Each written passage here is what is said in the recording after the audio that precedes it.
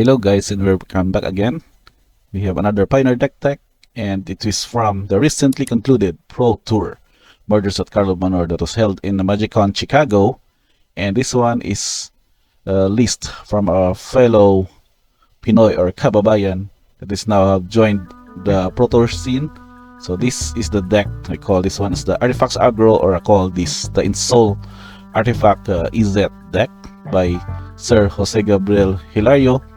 And he got a good finish in the tournament, but unfortunately it was just, I think that was one win away from the top 8.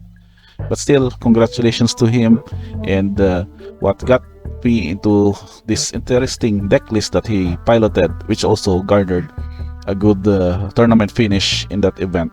So let's discuss why it's called the Ensoul Artifacts, as it is also had reminded me of the previous standard version of this back in the day. I think we also played this one of our team Iloilo during the Nationals event in Manila way back. So we see now the version of it for the Pioneer format, and we have here a variance of artifacts, enchantments. We have 19 creatures, 7 instants, and a playset of Lethal Demolition for our sorcery with 22 lands to produce the mana, and of course the sideboard, which we're going to discuss later on. So what this card does is that it will have the enchanted artifact become a 5/5 creature with power toughness in addition to its other types.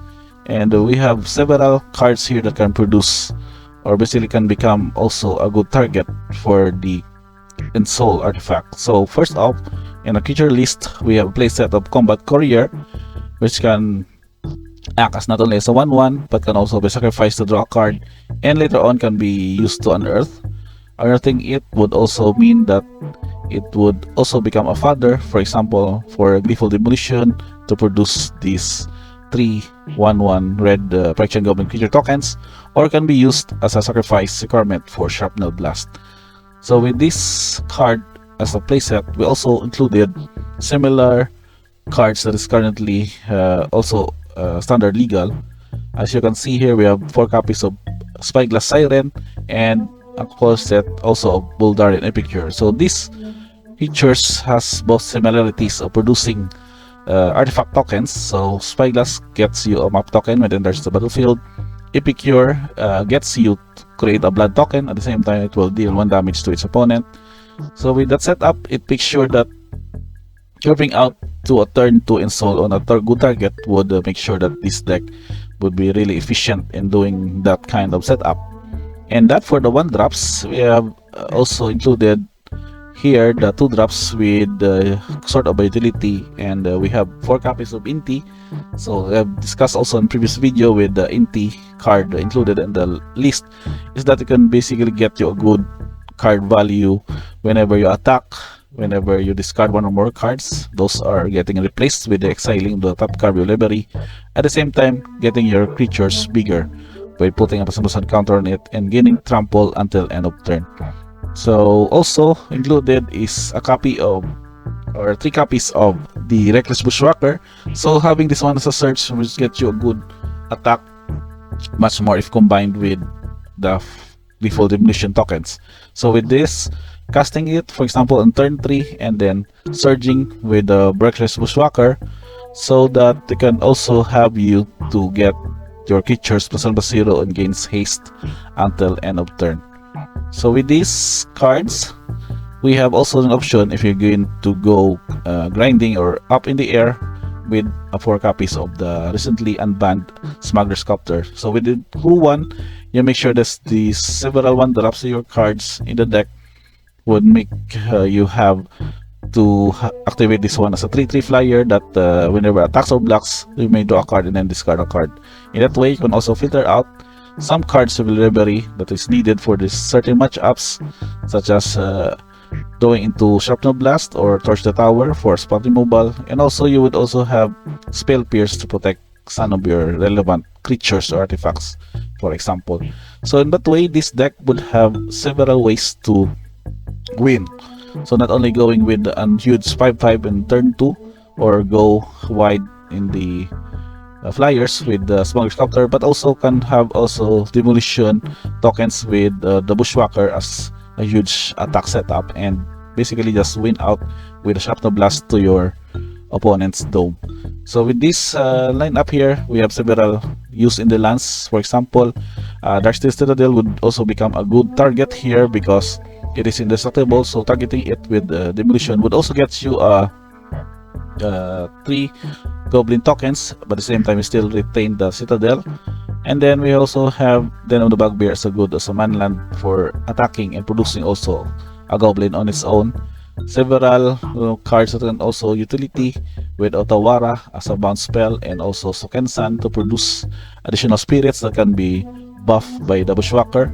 And then of course the mana fix with the good playset of Seven Reef and Spirebrush Canal and Steam Vents that can make sure that you have no untapped land by as early as turn 1, making sure that you can curve out pretty well with your 1-2-3 punch in this deck. Now for the sideboard, you can see here that there are several variants. We have additional Spell Pierce to protect our creatures and also counter relevant non-creature spells. We have also Torch for the Tower for maybe for aggro, as it can also deal a cheap mana value to deal 2 damage to any creature.